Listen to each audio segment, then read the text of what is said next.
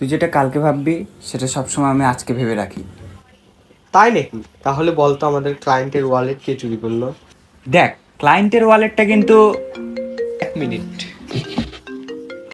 Hello, Bakshibazar গোয়েন্দা সংস্থা থেকে বলছি। কি? আপনাদের বিড়াল চুরি হয়ে গেছে? আমরা কি পৌরসভার লোক নাকি? রাখুন। আবার একটা কুকুর বিড়াল চুরির কেস। আগে জানতাম এ শহরে চাকরির অভাব, এখন তো দেখি ক্রাইমেরও অভাব। শালা, প্রাইভেট ডিটেকটিভ হয়েছে মানুষের কুকুর আর ওয়ালেট ধরবো বলে? না অন্তিক, না, এভাবে হবে না। আমাদের এমন কিছু করতে হবে যে ক্রাইমের কাছে আমরা না গিয়ে ক্রাইম আমাদের কাছে আসে। তুই কি ভাবছিস বলতো? নিজেরা ক্রাইম করে নিজেরাই সলভ। তুই কি করে বুঝলি? ওই যে বললাম, তুই যেটা আজকে ভাববি সেটা আমি কালকে ভেবে রাখি। হয়েছে হয়েছে, থাক, বড় গোয়েন্দা হয়ে গেছে, থাক, আজকে আসি। কিরে, কই যাস?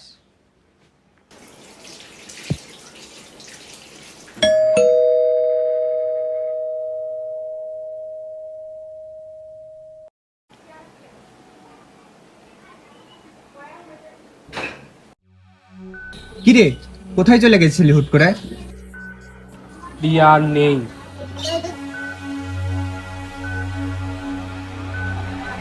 মানে কি, আবার ব্রেকআপ করেছিস তুই? মার্ডার। যে খুন করেছে বডিতে কোনো ফিঙ্গারপ্রিন্টও রাখিনি। পুলিশ কি বললো? আর পুলিশ বলছে কেসটা আমাদের নিতে। কারণ তুই ওকে সব থেকে কাছ থেকে জানতি। এমন একটা কিছু করব যাতে ক্রাইম আমাদের কাছে আসে, এটাই বলে বের হয়েছিলি না বাড়ি থেকে? কি বলছিস তুই এগুলো?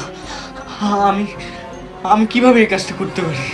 আমি পুলিশকে বলে দেবো, আমি এই কেস নিব না। নিবি না? না টাকা আমার দিকে। যে ছেলে সকালবেলা কুকুর বিলের কেস পেয়ে কুত্তার মতো ভালো কেস খুঁজছিল, সে নিজের গার্লফ্রেন্ডের কেস পেয়ে ঘরের মধ্যে এসে লুকিয়ে আছে। কি ব্যাপার বলতো? আমি এই কেসটা নিব না। পারবি না? না একটা অসুস্থ মানুষ তোর গার্লফ্রেন্ডের পেটে 1 2 3 4 চারবার ছুরি ঢুকে চলে গেল, আর তুই পারবি না? আমরাই পারবো, চল ওঠ, আমাদের ক্রাইম সিনে যেতে হবে। অন্তিক, কোনটা কিভাবে হয়েছে তুই কিভাবে জানলি? তোকে বলেছিলাম না?